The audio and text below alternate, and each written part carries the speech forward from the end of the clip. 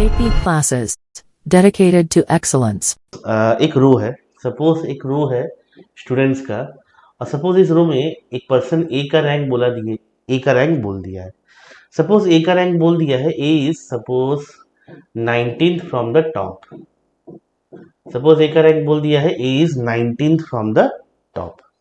अच्छा, ए अगर टॉप से 19 पोजीशन पे है तो इसका मतलब क्या है, ए से पहले पहले और 18 लोग होंगे। ए से पहले पहले और 18 लोग होंगे, ए 19th आएगा जब हम ऊपर से काउंट करेंगे तब। ठीक। और सपोज इसी पर्सन ए का ही रैंक हमसे बोल दिया है, सपोज हमसे ए का ही रैंक बोल दिया है दैट ए इज सपोज मैं बोलूं कितना, suppose 16th। Suppose A is 16th from the bottom, A is 16th from the bottom. ठीक है, ए का ही रैंक जो है वो 16th है बॉटम से, मतलब ए के बाद बाद और 15 लोग होंगे, मतलब ए के बाद बाद और 15 लोग होंगे। तो अगर मैं बात करूं कि टोटल नंबर ऑफ स्टूडेंट्स या total number of people in the row कितने हैं, total number of students in the row ये कितना होगा, ये होगा देखो 18 प्लस 15, 18 प्लस 15 प्लस ए खुद भी इस लाइन का पार्ट है, ए खुद भी इस लाइन का पार्ट है तो उसके लिए +1। तो ये कितना हो जाएगा, 5 + 1 6 + 8, 8 + 6 14, 4 लिखेंगे 1 carry, 1 + 1 2 plus carry 1 3। Total 34 students हैं रूम में। ओके, इसका मतलब टोटल पूरे रूम में 34 स्टूडेंट्स हैं। लेकिन हम लोग इस तरह से कैलकुलेट नहीं करेंगे सर, हम लोग इसको इस तरह से कैलकुलेट नहीं करेंगे। हम क्या करेंगे, अगर किसी पर्सन का रैंक मुझे टॉप और बॉटम या लेफ्ट एंड राइट दोनों जगह से दिया हो, अगर किसी पर्सन का रैंक मुझे टॉप और बॉटम से या फिर लेफ्ट हैंड और राइट हैंड से दिया हो, मतलब कोई दो एक्सट्रीम एंड से अगर मुझे किसी पर्सन का रैंक दिया हो, तो हम लोग क्या कर सकते हैं, टोटल नंबर ऑफ स्टूडेंट्स या total number of people in the row निकाल सकते हैं। Total number of students in the row ये कितना हो जाएगा, देखो दोनों रैंक को ऐड कर देंगे, एक का रैंक 19 था टॉप से प्लस 16 था बॉटम से -1, 19 + 16 -1, तो 19 + 16 हो गया 35, -1 34, 34। ये -1 क्यों आया है, क्योंकि जब हमने ए का रैंक दोनों तरफ से ऐड किया, 19 + 16 किया, तो वहां पे ए का जो रैंक है वो 2 बार काउंट हो गया है। बाकी सबका रैंक तो एक बार करके काउंट हुआ है, लेकिन ए का रैंक यहाँ पे 2 बार काउंट हो गया है, तो एक बार यहाँ से घटा देंगे, उस एक बार को घटाने के लिए यहाँ पे -1 and then there are total 34 students in a row. ठीक है, तो दिमाग में ये चीज क्लियर रखना है कि अगर किसी पर्सन का रैंक मुझे टॉप और बॉटम से दिया हो, तो टोटल नंबर ऑफ पीपल हम कैसे निकालेंगे, दोनों रैंक को ऐड करके -1 हम लोग ऐसे निकाल सकते हैं। ठीक है, दोनों रैंक को ऐड करके -1 हम लोग ऐसे निकाल सकते हैं। चलो आगे बढ़ते हैं, आगे बढ़ते हैं। अब इसमें हम लोग क्या करेंगे, इसमें हम लोग जो हमारे क्वेश्चंस है, जो हमारे क्वेश्चंस बन सकते हैं ऑर्डर एंड रैंकिंग से, किस किस टाइप के क्वेश्चंस बन सकते हैं, हम ये देखेंगे एक एक करके। ओके, तो चलो पहला क्वेश्चन देखते हैं। यहाँ से क्या बोला है, in a class of 60 students where the number of girls are twice that of boys. Just a minute, I think ये थोड़ा आउट ऑफ कॉन्टेक्स्ट चला गया। यस, तो क्या बोल रहा है, in a class of 60 students where the number of girls are twice that of boys, Akash ranked 18 from the top and there are 9 girls ahead of Akash. Find the number of boys behind him in the line.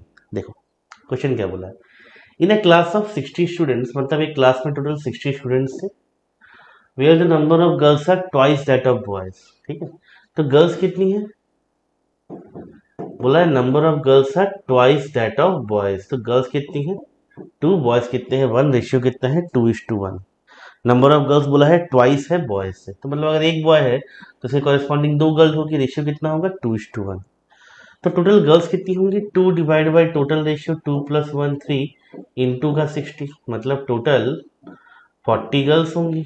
और boys कितने होंगे, 1 divide by total ratio 2 + 1 3 into का 60, मतलब total boys कितने होंगे 20 boys होंगे। तो 60 students हैं टोटल, जिसमें 40 गर्ल्स हैं और 20 बॉयज हैं, ये हमको पता चल गया। आकाश रैंक 18 फ्रॉम द टॉप। आकाश का रैंक क्या है? आकाश का रैंक क्या है? 18 फ्रॉम द टॉप। मतलब आकाश से पहले पहले 17 लोग और हैं। आकाश से पहले पहले 17 लोग और हैं, ठीक है। And there are 9 girls ahead of Akash. और आकाश से पहले बोला है 9 गर्ल्स हैं। मतलब ये 17 में देखो 9 जो है वो गर्ल्स, 9 गर्ल्स है। तो बाकी के जो बचे कितने? 8, वो क्या होंगे? बॉयज होंगे। बाकी के 8 क्या बचे? बॉयज होंगे। ठीक, तो हमसे क्या पूछा है? Find the number of boys behind him in the line. अच्छा बात है। देखो टोटल लोग कितने हैं? 60। टोटल लोग हैं 60। 18 लोग तक के हाथ मुझे दिख रहा है। तो 60 माइनस 18 कितना होगा? 60 माइनस 18 कितना होगा? 42। बाकी 42 लोग आकाश के पीछे हैं लाइन में, है ना। बाकी 42 लोग आकाश के पीछे हैं लाइन में। अब देखो टोटल यहाँ पे 40 गर्ल्स होने का बात है। 9 गर्ल्स तो यहाँ आ गई। तो बाकी जो 31 गर्ल्स हैं वो कहाँ होंगी? आकाश के पीछे होंगी लाइन में। और 42 में अगर 31 गर्ल्स हैं तो बचे कितने रह गए? तो बचे कितने रह गए? 9 प्लस 3 आई थिंक, ना 9 प्लस 2 11, है ना। 11 बॉयज बचे रह गए। तो 11 बॉयज होंगे बचे। टोटल बॉयज कितने थे हमारे पास? 20 बॉयज थे। हिसाब कर लेते हैं। 11 प्लस 8 19 हो गया, प्लस आकाश खुद। आकाश खुद भी बॉय है। टोटल 20 बॉयज हो गए। तो टोटल 20 बॉयज हो गए, 40 गर्ल्स हो गई और 60 लोग हैं। हमसे क्या पूछा था? Find the number of boys behind him in the line. Akash के पीछे कितने बॉयज है लाइन में? 11 बॉयज। 11 हो गया आंसर। लिख लो इसे। आकाश के पीछे कितने बॉयज है लाइन में? 11 बॉयज है। 11 हो गया आंसर। लिख लो इसे।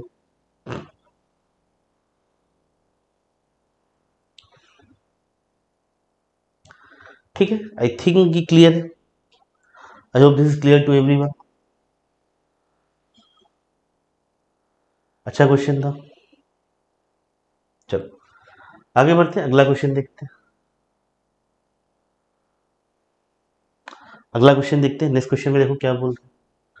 क्वेश्चन नंबर 2 देखो क्या बोल रहा है। बोल रहा है if P is 18 from the left end and S is 10 from the right end and if there are 7 students between them then find the total number of students in the row। ये हमसे पूछा है।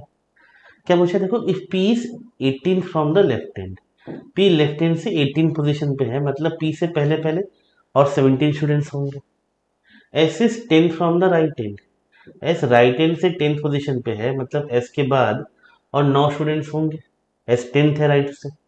And if there are 7 students between them, और क्या बोला है? P और S के बीच में अगर 7 स्टूडेंट्स हैं then find the total number of students in the row. तो टोटल नंबर ऑफ स्टूडेंट्स कितने हैं रो में?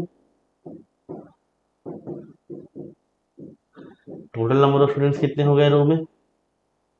देखो 99% लोग क्या करते हैं? 17 प्लस 7 प्लस 9 प्लस पी और एस भी इस लाइन का हिस्सा है, मतलब +2। अच्छा बात है। 17 प्लस 7 24 प्लस 9 24 प्लस 9 हो गया 33। 33 प्लस 2 35। टोटल बोलते हैं 35 वो लोग हैं लाइन। लेकिन ये आंसर गलत है। लेकिन ये आंसर गलत है। तुम लोग अरे सर क्या गलती हो गया यहाँ पे? बहुत लोग सोचोगे ये 2 बाद में ऐड नहीं करना है, ठीक है, लेकिन ऐसा नहीं है। देखो ये आंसर गलत है। मैं जब ऑफलाइन कराता हूँ मैं सबसे पहले ये सवाल देता हूँ करने को ऑर्डर एंड रैंकिंग में, एंड 99% लोग गलत आंसर देते हैं विच इज़ 35। ठीक है। देखो यहाँ पे गलत क्यों हो गया ये समझना जरूरी है। देखो गलत क्यों हो गया? गलत इसलिए हो गया कि उनसे कहीं नहीं बोला है कि P और S जो है वो इसी लाइन में है, कि P जो है वो S के लेफ्ट में है और S जो है वो P के राइट में है, ऐसा कहीं नहीं बोला है। हमसे सिर्फ ये बोला है कि इनके बीच में 7 स्टूडेंट्स हैं। तो P और S के बीच में 7 स्टूडेंट्स ऐसे भी आ सकते हैं, ऐसे भी आ सकते हैं, करके देखते हैं। P बोला था 18 from the left hand, P left hand से 18 पोजीशन पे है। ठीक, मतलब P से पहले पहले 17 लोग रहेंगे। 17 में से 7 प्लस 1 8 लोग ऑलरेडी आ चुके हैं। बचे 9 लोग यहाँ बैठेंगे, बचे 9 लोग यहाँ पे रहेंगे, है ना। S is 10 from the right hand बोला था। एस राइट हैंड से 10 पोजीशन पे है, मतलब एस के बाद 9 लोग बैठेंगे। 9 में से 7 प्लस 1 8 लोग मुझे यही दिख रहे हैं। 8 लोग मुझे यही दिख रहे हैं। बचे कितने रह गए?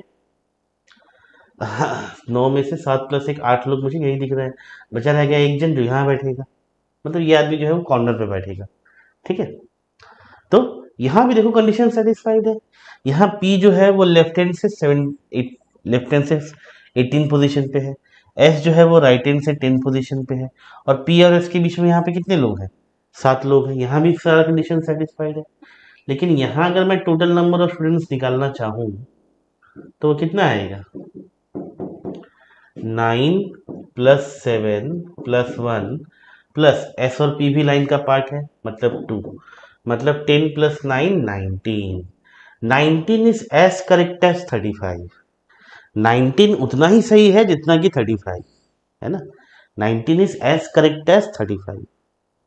19 उतना ही सही है जितना कि 35। तो आंसर क्या होगा, 35 या 19? आंसर हो जाएगा यहाँ पे कैनॉट बी डिटरमाइंड। ठीक है, आंसर यहाँ पे हो जाएगा देखो कैनॉट बी डिटरमाइंड। ठीक है, आंसर यहाँ पे हो जाएगा देखो कैनॉट बी डिटरमाइंड। ठीक है, देखने में इतना आसान सा सवाल, लेकिन आंसर क्या है, कैनॉट बी डिटरमाइंड। ऑब्वियसली 99% लोग एग्जाम में सोचते ही नहीं है, वो लोग गलत आंसर टिक करके निकल जाते हैं। ठीक है, देख लो इसे, देख लो इसे।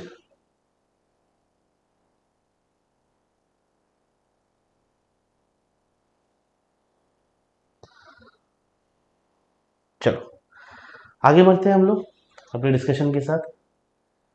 हम लोग अपने डिस्कशन के साथ आगे बढ़ते हैं, और अब देखते हैं यहाँ पे देखो एक शॉर्टकट लगा सकते हैं। अब से हम क्या करेंगे, हर एक प्रॉब्लम को इस दो केस में बांट देंगे। अब से हम लोग क्या करेंगे, हर एक प्रॉब्लम को हम लोग दो डिफरेंट केस में बांट देंगे। केस 1 जो दुनिया को लगता है, केस 2 जो दुनिया को नहीं लगता है। ठीक है, केस 1 और केस 1 के लिए देखो एक और शॉर्टकट है हमारे पास। केस 1 के लिए अगर हमें टोटल नंबर ऑफ पीपल चाहिए तो हम क्या करेंगे, सारा रैंक ऐड कर देंगे। पी का रैंक कितना था, 18 from the left hand. S का रैंक कितना था, 10 फ्रॉम द राइट हैंड। और इनके बीच में स्टूडेंट्स कितने थे, 7। इन सबको ऐड कर देंगे, इन सबको ऐड कर देंगे, कितना आ जाएगा 35। तो केस 1 के लिए हमारे पास एक शॉर्टकट हो गया, जितने भी रैंक दिए हैं प्लस उनके बीच जितने स्टूडेंट्स बोले हैं सबको ऐड कर दो, you will get the answer of case 1। तुम्हें केस 1 का आंसर मिल जाएगा। ठीक है, केस 2 के बारे में हम थोड़ा रिसर्च और करेंगे।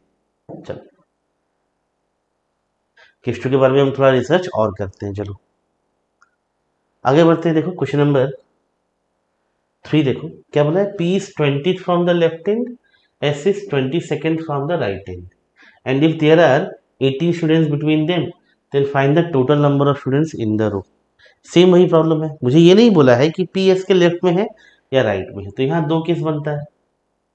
पहला केस 1 बनता है कि भाई पी जो है वो एस के लेफ्ट में हो और उनके बीच में 18 स्टूडेंट्स हो। और दूसरा केस 2 बनता है कि भाई एस जो है वो पी के लेफ्ट में हो और इनके बीच में 18 स्टूडेंट्स हो। अब देखो केस 1 का आंसर हम बिना ड्रॉ किए भी निकाल सकते हैं। यहाँ टोटल नंबर ऑफ पीपल कितने आएंगे, पी का रैंक 20, एस का रैंक 22 और उनके बीच में 18 स्टूडेंट्स हैं। तो कितना आ जाएगा, 60 स्टूडेंट्स आ जाएगा टोटल। टोटल 60 आ जाएगा। ठीक है, अगर तुम्हें विश्वास ना हो तो करके देख लो। P is 20 from the left hand, मतलब पी से पहले पहले 19 लोग बैठेंगे, पी से पहले पहले 19 लोग बैठेंगे। S is 22 from the right hand, मतलब एस के बाद बाद और 21 लोग बैठेंगे। तो टोटल नंबर ऑफ स्टूडेंट्स कितने हुए यहाँ पे, 19 प्लस 18 प्लस 21 प्लस पी और एस भी लाइन का पार्ट है तो +2, मतलब 18 प्लस 2 20, 19 प्लस 21 40, कितना हो गया 60 हो गया। और 60 हमें ऐसे ही मिल रहा था। ठीक है, तो इस केस में मैंने देखो केस 1 सॉल्व कर दिया पूरा बना के। अगले प्रॉब्लम में मैं केस 1 सॉल्व नहीं करूंगा, अगले प्रॉब्लम से मैं केस 1 सॉल्व नहीं करूंगा। We are now focused on case 2। ठीक है, बोला था P is 20 from the left hand, मतलब पी से पहले पहले 19 लोग बैठेंगे। 18 प्लस 1 19 लोग ऐसे ही आ चुके हैं, यहाँ कोई नहीं बैठेगा। यहाँ कोई नहीं बैठेगा उसका मतलब क्या है, एस खुद इस लेफ्ट हैंड में बैठा है। यहाँ कोई नहीं बैठेगा इसका मतलब है एस खुद इस लेफ्ट हैंड में बैठा है। अच्छा बात है। और क्या बोला है, S is 22 from the right hand, S right hand से 22 पोजीशन पे है, मतलब एस के बाद और 21 लोग बैठेंगे। 21 में से 18 प्लस 1 19 मुझे यहीं दिख रहे हैं, मतलब इसके बाद 2 लोग और बैठेंगे। तो यहाँ पे टोटल नंबर ऑफ स्टूडेंट्स कितने हैं? यहाँ पे हमें टोटल नंबर ऑफ स्टूडेंट्स कितने मिले रो में? कितने मिले भाई? 0 प्लस 18 प्लस 2 प्लस पी और एस भी लाइन का हिस्सा है प्लस 2 पी और एस के लिए 20 प्लस 2 22। मेरा कहना है 22 is as correct as 16। 22 is as correct as 60। Answer क्या हो जाएगा? Can not be determine. Answer क्या हो जाएगा? Can not be determine. लिख लो इसे। I hope this is clear. Answer क्या हो जाएगा? Can not be determine. ठीक है। मुझे लग रहा है कैन एज्यूम कि कुछ स्टूडेंट्स को अब ये लग रहा होगा कि सर अगर इस तरह के हर एक क्वेश्चन का अगर इस तरह के हर एक क्वेश्चन का answer can not be determined होने वाला है तो क्या हम डायरेक्टली टिक मार के नहीं जा सकते? हम बेकार में सब चेक क्यों करें? Yes, it's a logical question. अगर इस तरह के हर एक क्वेश्चन का आंसर सीबीडी आने वाला है तो हम क्या आंख मूंद के सीबीडी नहीं मार सकते? नहीं, नहीं मार सकते। कुछ पर्टिकुलर कंडीशन है जो सेटिस्फाई करना होगा। ठीक है। अब वो हम कैसे समझेंगे? चलो समझते हैं। हर जगह सीबीडी आंसर नहीं होगा। हर जगह जो है वो can not be determined answer नहीं होगा। चलो देखते हैं इसको कैसे समझेंगे हम लोग। क्वेश्चन नंबर 4 देखो। If P is 15 from the left end, S is 11 from the right end, and there are 10 students between them, then find the total number of students in the row. तो भाई case 1 case 2 बन जाएगा। Case 1 जब P left में है इसके, इनके बीच में 10 स्टूडेंट्स हैं। केस 2 जब S लेफ्ट में है P के, इनके बीच में 10 स्टूडेंट्स हैं। दोनों ही केस में P और S के बीच में 10 स्टूडेंट्स हैं। केस 1 देखो मैं ड्रॉ नहीं कर रहा, मुझे समझ में नहीं आ रहा है आंसर क्या होगा। आंसर क्या होगा? पी का रैंक, एस का रैंक प्लस दोनों के बीच में जितने थे उतने लोग। 26 प्लस 10 36, टोटल 36 लोग मुझे यहाँ पे दिखते हैं केस 1 में। ड्रॉ करने की जरूरत नहीं है, क्लियर है। ठीक। अब हमसे क्या होगा? P is 15 from the left hand. P left hand से 15 पोजीशन पे है, मतलब पी से पहले पहले 14 लोग होंगे। 14 में से 10 प्लस 1 11 लोग यहीं पे आ चुके हैं। बचे रह गए 3 लोग, तो यहाँ बैठेंगे। ठीक है। And S is 11 from the right hand. S क्या है? राइट हैंड से 11th पोजीशन पे है, मतलब एस के बाद बाद 10 लोग होंगे। लेकिन मुझे यहाँ क्या दिख रहा है बताओ? एस के बाद मुझे क्या दिख रहा है? 10 प्लस 1, 10 प्लस 1 11 लोग हो गए भाई। यहाँ मुझे क्या दिख रहा है? 10 प्लस 1 11 लोग हो गए। तो यहाँ पे क्या हो गया? सेकेंड केस पॉसिबल ही नहीं होगा। यहाँ पे क्या होगा? सेकेंड केस पॉसिबल ही नहीं होगा। आंसर क्या हो जाएगा? First case. देख लो समझ में आया कि नहीं। हमसे बोला था S is 10 from the right and, मतलब एस के बाद total, sorry, S is 11 from the right and, मतलब एस के बाद टोटल 10 लोग बैठेंगे। टोटल 10 लोग बैठेंगे, लेकिन मुझे यहाँ क्या दिख रहा है? एस के बाद टोटल 11 लोग बैठे हैं। ठीक है। एस के बाद 10 लोग ही बैठना था, लेकिन यहाँ 11 लोग बैठ गए। तो मतलब सेकेंड केस यहाँ पॉसिबल नहीं हो रहा। सेकेंड केस पॉसिबल नहीं हो रहा, आंसर हो जाएगा इस केस में फर्स्ट केस। ठीक है।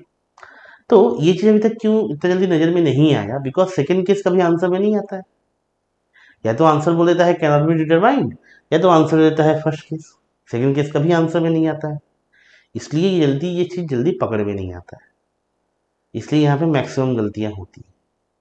अगर तुम्हें आंसर का बुकलेट ऐसा देने लग जाए जिसमें कुछ कुछ का आंसर सेकेंड केस है, ठीक है, तब तो गलतियां नहीं होंगी। समझ में आया सबको? लिख लो इसे। चलो आगे बढ़ेंगे हम लोग।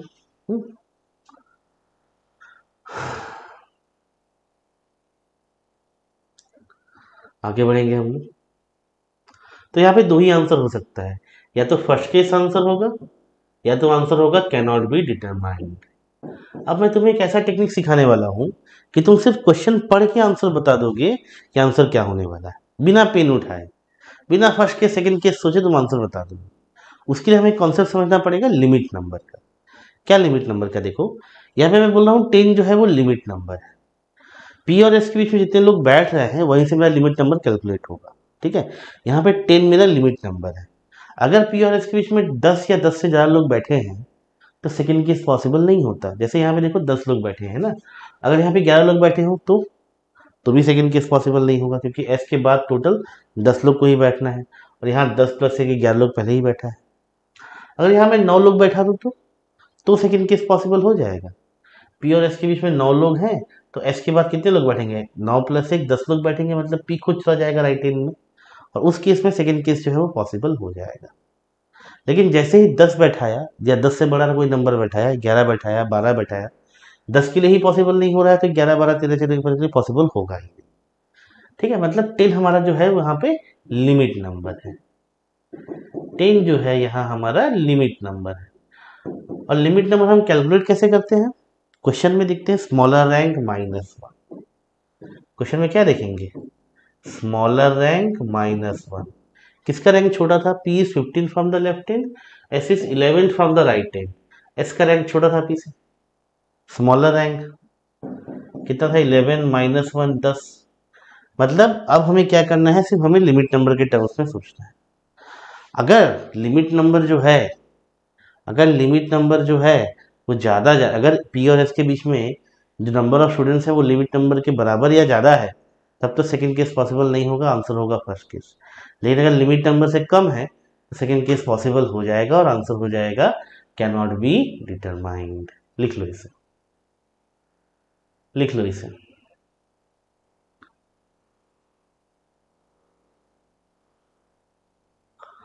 ठीक है, उस केस में आंसर हो जाएगा कैन नॉट बी डिटरमाइंड।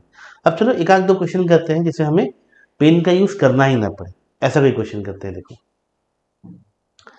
देखो क्या बोला? Some boys are sitting in a row, P is sitting 14th from the left hand and Q is 7th from the right hand। देखो कितना अच्छा बात है। P क्या है? 14th from the left hand, मैं लिख रहा हूँ समझाने के लिए, और Q क्या है? 7th from the right hand। लिखने की जरूरत है नहीं, है ना। हमसे क्या बोला? If there are 4 boys between them, between P and Q, then how many boys are there in the row।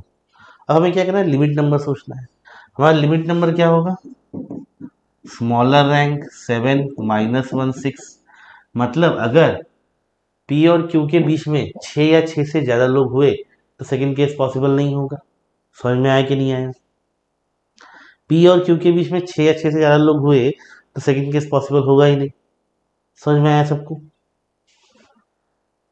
समझ में आया सबको? लेकिन यहाँ पे पी और एस के बीच में कितने हैं? 4 जन है, जो 6 से छोटा है, लिमिट नंबर से छोटा है, तो ये केस पॉसिबल होगा, ये केस पॉसिबल होगा। तो फर्स्ट केस तो हमेशा पॉसिबल होता है, सेकंड केस भी यहाँ पॉसिबल हो रहा है, मतलब आंसर डायरेक्टली क्या हो जाएगा? Can not be determined. बिना कोई कैलकुलेशन किए, बिना कुछ बिना कुछ उटपटांग चीज सोचे हम डायरेक्टली देखो सही आंसर टिक करके निकल सकते हैं। हम्म, हम डायरेक्टली देखो सही आंसर टिक करके निकल सकते हैं। देख लो इसे। I hope this is clear to everyone. चलो आगे बढ़ते हैं। देखो क्वेश्चन नंबर 7 देखते हैं क्या बोल रहा है। देखो ये एक नया टाइप का क्वेश्चन है, इंटरचेंज पोजीशन करने वाला। देखो क्या बोलता है, क्वेश्चन पढ़ते हैं अपने। In a row of person, if A who is 10 from the left hand and B who is 9th from the right hand, interchange their position, then A becomes 15 from the left hand, how many persons are there in the room। देखो हम क्या मान लेंगे, ए और B table पे बैठे हैं। क्या बोला? In row of person A who is 10 from the left hand, A जो है वो 10th है लेफ्ट हैंड से, 10th है लेफ्ट हैंड से, और बी जो है वो 9th है राइट हैंड से, वो 9th है राइट हैंड से। ठीक है, और अब ये जो है ये लोग पोजीशन इंटरचेंज कर रहे हैं। हम लोग मान लेते हैं कि लोग टेबल जैसे था वैसे ही है, ये लोग अपना पोजीशन बदल रहे हैं, मतलब टेबल जैसे था वैसे ही उसी पोजीशन पे ए यहाँ पे आ जा रहा है, बी यहाँ पे आ जा रहा है, ये लोग खाली टेबल बदल रहा है। ठीक है, then A become 15 from the left hand, तो इसी इसी टेबल का रैंक क्या हो जाएगा?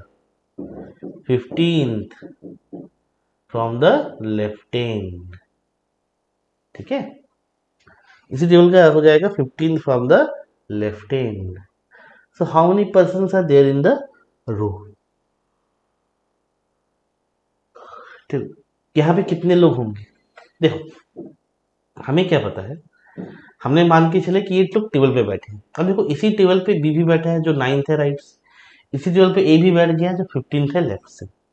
मतलब ये जो 9th और 15th है ये क्या इस टेबल का रैंक नहीं है क्या? ये क्या इस टेबल का रैंक नहीं है क्या? बिल्कुल है। मतलब यहाँ पे टोटल नंबर ऑफ स्टूडेंट्स है, total number of benches tables कितने हो जाएंगे? 15 प्लस 9 माइनस 1 है ना, 15 प्लस 8 23, 23 होगा आंसर, 23 होगा हमारा आंसर। लिख लो इसे। हमें क्या पता चला? हमें पता चल गया कि बेंच जो है वो तो चेंज नहीं हो रहा, यही बेंच जो है ये 9th बन रहा है राइट हैंड के लिए, और यही बेंच पे जो है वो ए आके बैठ रहा है तो 15 बन रहा है लेफ्ट हैंड के लिए। ठीक है, हम लोग बेंच पढ़े क्वेश्चन सॉल्व कर देंगे, हम लोग बेंच मान के क्वेश्चन सॉल्व कर देंगे।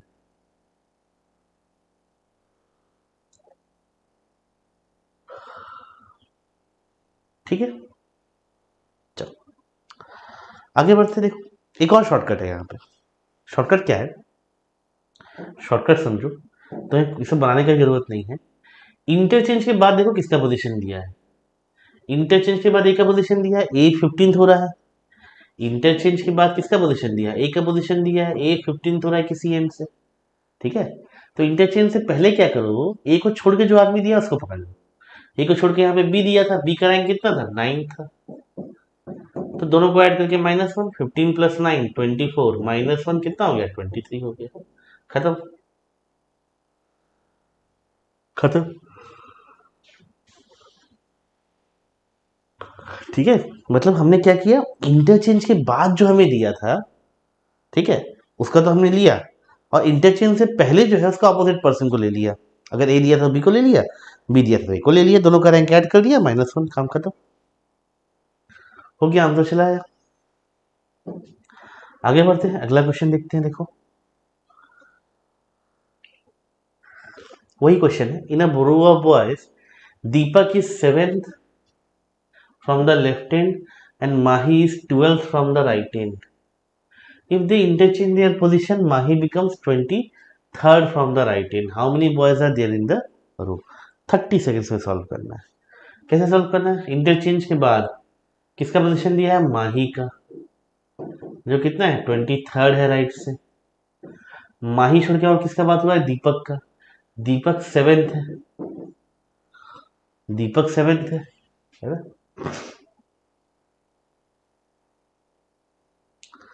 तो इन दोनों को ऐड करके -1, तो 23 प्लस 7 30 -1 कितना हो गया? 29 हो गया आंसर। ठीक है, इंटरचेंज के बाद जिसका पोजीशन बोला है, इंटरचेंज से पहले उसके ऑपोजिट आदमी को पकड़ लेंगे।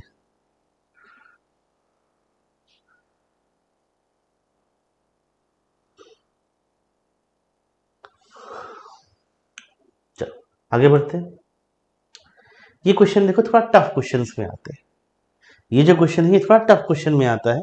सीयूटी में आई थिंक इतना टफ नहीं देगा, लेकिन इसका कोई ना कोई पार्ट जरूर दे सकता है सीयूटी में, इसलिए मैं क्वेश्चन करना चाहूंगा। ठीक है, देखो क्या हुआ है यहाँ पे, देखो धीरे धीरे करके पढ़ते, धीरे धीरे समझते। In a class of boys and girls Amar's rank is 12th and Meeta's rank is 8th। ठीक है, क्लास है बॉयज और गर्ल्स की, अमर का रैंक कितना है? 12th, और मीता का रैंक कितना है? 8th। मतलब मीता से पहले पहले कितने लोग हैं? 7 लोग हैं, और अमर से पहले पहले कितने लोग हैं? 11 लोग हैं। ठीक है, अच्छा अब देखते हैं, Amar's rank among the boys is 9th। Amar का रैंक बॉयज में 9th है, बॉयज में 9th है, मतलब अमर से पहले 8 लोग हैं, 8 बॉयज ही हैं। अमर से पहले पहले तो 8 बॉयज ही हैं, मतलब इस 11 में से 8 बॉयज हैं। ठीक है, and Meeta's rank among the girls is 3rd, और मीता का रैंक कितना है गर्ल्स में? 3rd, मतलब मीता से पहले पहले 2 लड़कियां होंगी, मीता से पहले पहले 2 लड़कियां होंगी, मीता 3rd है। और देखो कि मीता 3rd आ गई और बाकी 2 लड़कियां मीता से ऊपर है, हमें भी पता है कि अमर से ऊपर सिर्फ 3 लड़कियां हैं, तो 3 लड़कियां मिल गई। 3 गर्ल्स हो गया।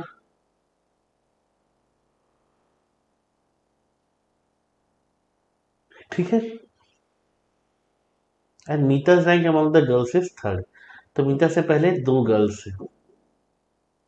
मीता का रैंक 8 था, मतलब मीता से पहले पहले टोटल 7 लोग होने चाहिए। 2 गर्ल्स है मतलब 5 बॉयज होंगे, तो 5 बॉयज उधर, ठीक है, प्लस 8 बॉयज इधर, 8 5 13, अभी भी 7 बॉयज। अच्छा नहीं, ये 5 तो इस 80 में आ गया। देखो 5 बॉयज उधर, 5 बॉयज उधर चले गए, ठीक है, 5 बॉयज उधर आ गए, और अमर से पहले पहले टोटल 11 बॉयज होने चाहिए। 3 बॉयज बचे, 3 बॉयज कहाँ आएंगे? इन दोनों के बीच में, मीता और अमर के बीच में 3 बॉयज आएंगे। ठीक है, चलो। In the class Meeta's rank is 52nd from the other end. Class में मीता का रैंक कितना है? 52nd from the other and. तो मतलब मीता के बाद बार 41 लोग हैं। मीता के बाद बार 41 लोग हैं, सॉरी 51 लोग हैं। From the other end Amar's rank among the boys is 25th। अमर्स rank among the boys is 25th। ठीक है, from the other end Amar's rank among the boys is 25th।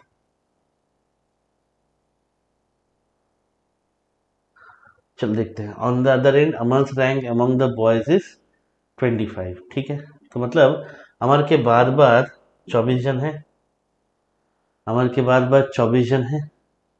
ठीक है, अब इस 24 में देखो कितने गर्ल्स हैं कितने बॉयज हैं, ये कैसे पता करें?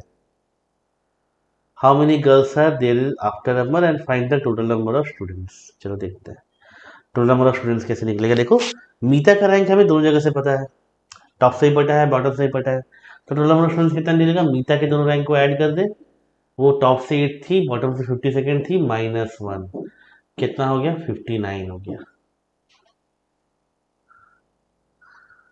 ठीक है,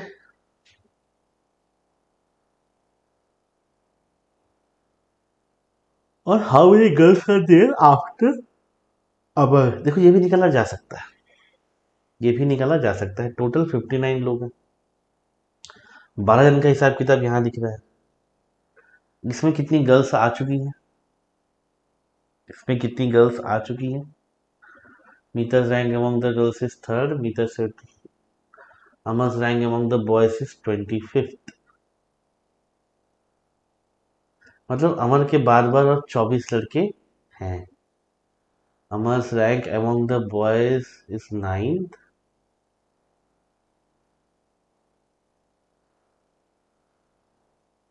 and Meetar's rank among the girls is third. ये हो गया। Meetar's rank is 50 from the other end Amar's rank among the boys is 25th। ठीक है, तो अमर के बाद बाद और 24 लड़के होंगे, अमर के बाद बाद और 24 लड़के होंगे।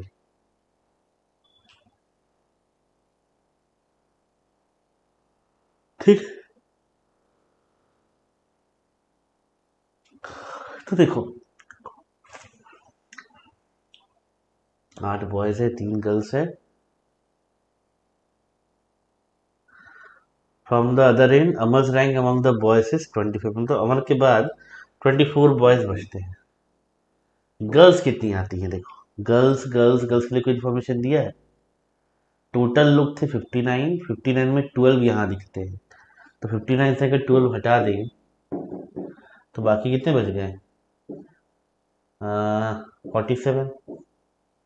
बाकी बच गए 47, 47 इधर देखो, इसके बाद 47 स्टूडेंट्स होने चाहिए। 24 बॉयज हो चुके हैं, तो कितने गर्ल्स होंगी? 23 गर्ल्स होंगी, है ना। टोटल ऐड करें कितना आएगा? 47 आएगा, 47 आएगा। ठीक है, चलो। So how many girls are there after Amar? 23 girls are there after Amar. Total number of students कितना है? 59। टोटल नंबर ऑफ स्टूडेंट्स कितना आ गया? 59। ठीक, लिख लो इसे, आगे बढ़ेंगे। लिख लो इसे, आगे बढ़ेंगे। आई होप ऑर्डर रैंकिंग बहुत हद तक क्लियर हो गया होगा, है ना। जब हम लोग कॉमन मिस्टेक करते थे ऑर्डर रैंकिंग में, वो सब क्लियर हो चुका होगा अब तक। आगे चले, क्वेश्चन नंबर 9 देखो। 3 persons A, B or C are standing in a queue. There are 5 persons between A and B and 8 persons between B and C. If there be 3 persons ahead C and 21 persons behind A, what could be the minimum number of persons in the queue? Minimum कितने लोग हो सकते हैं line में, ये मुझे निकालना है। देखो कहाँ से स्टार्ट करेंगे, कोई कॉर्नर से स्टार्ट करेंगे।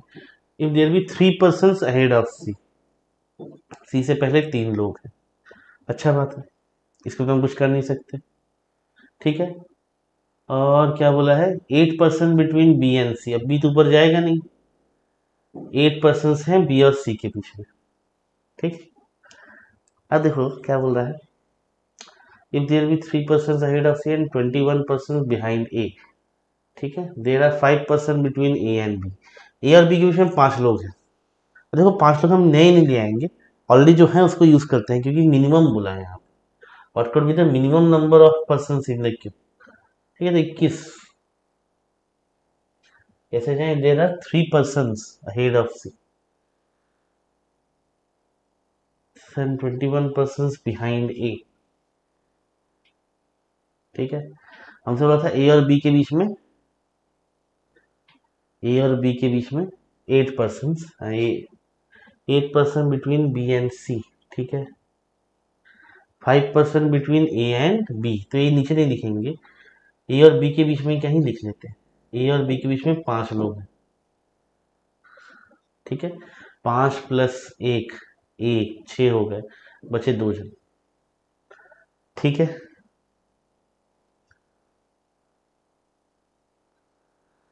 हुआ ये, टोटल 8 ही थे ना, तो उसको उसको ऐसे ही रखते हैं, चलो बचे 2 जन, बाद में सोचेंगे इनका क्या करना है।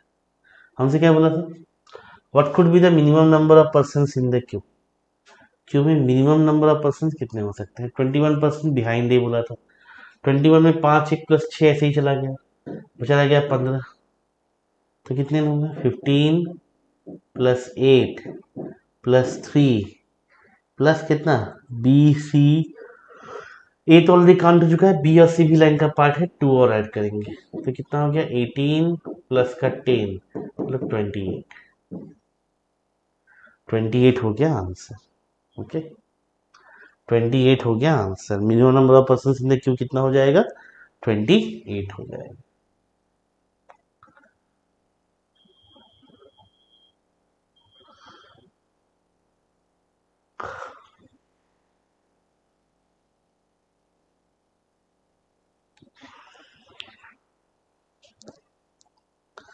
चलो आगे चलते हैं, लास्ट क्वेश्चन देखते हैं order and ranking. Hari is taller than Monty but shorter than Monu, तो हरी जो है वो मोंटी से तो बड़ा है, टॉल है, लेकिन किससे छोटा है, सोनू से छोटा है, ठीक है। Monty shorter than Anmol but taller than Ravi, Monty के बारे में क्या बोल रहा है, मोंटी किससे छोटा है, मोंटी शॉर्टर देन अनमोल, अनमोल से छोटा है लेकिन रवि से बड़ा है, रवि से बड़ा है। In the tallest regard to height, देखो इन दोनों को मिला के हम क्या बोल सकते हैं भाई, सोनू का हाइट बड़ा है हरी से, का हाइट बड़ा है मोंटी से, और मोंटी का हाइट बड़ा है रवि से, है ना, ये ऑर्डर है। हम अनमोल के बारे में नहीं जानते कि अनमोल कहाँ बैठा है, अनमोल हरी और सोनू के बीच में बैठा है, या सोनू से ही पहले बैठा है, या हरी के जैसे बाद बैठा है, ठीक है, ये हम नहीं जानते, ये हम नहीं जानते। तो टॉलेस्ट कौन है regard to height, answer is can not be determined. Sure short हम कुछ नहीं बता सकते, आंसर हो जाएगा कैन नॉट बी डिटरमाइंड, ठीक है। तो ये देखो, ये था order lecture, order and ranking के ऊपर एक बहुत ही ऑर्डिनरी सा क्लास, ठीक है। I hope you enjoyed it. और हमें जो करना है वो ये करना है कि जो लोग नाटा के लिए एग्जाम प्रिपेयर कर रहे हो वो लोग भी इस वीडियो को अपने फ्रेंड्स के साथ, बाकी फ्रेंड्स सर्कल में शेयर